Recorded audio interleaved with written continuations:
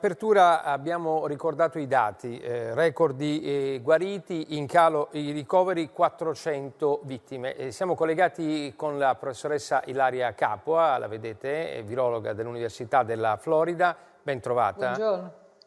Allora, in Italia continua il calo dei contagi e, come dicevo, scendono i ricoveri. A suo giudizio ci sono le condizioni per entrare nella fase 2, cioè la fase di convivenza con il virus?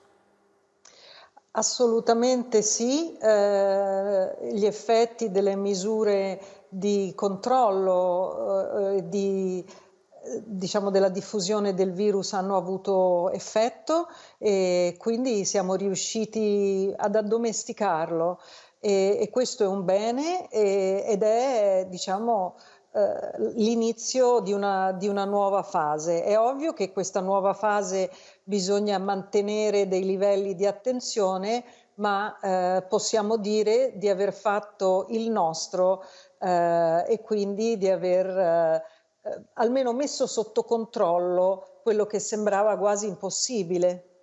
Senta, noi abbiamo tutti davanti i precedenti di Cina e di Singapore. A suo giudizio c'è il rischio di una seconda ondata di contagio? Perché questo è un tema che preoccupa tanti. Il rischio ovviamente c'è, ma dobbiamo ricordarci che il rischio in realtà dipende da noi, perché siamo noi, sono le persone che devono mettere in atto quei comportamenti virtuosi che ormai conosciamo. Non ci sarà governo, non ci sarà test, non ci sarà soluzione che non passi attraverso l'impegno dei cittadini a preservare la salute delle persone più fragili e la salute di tutta la comunità. Grazie alla professoressa Capua. Migliorano anche i dati del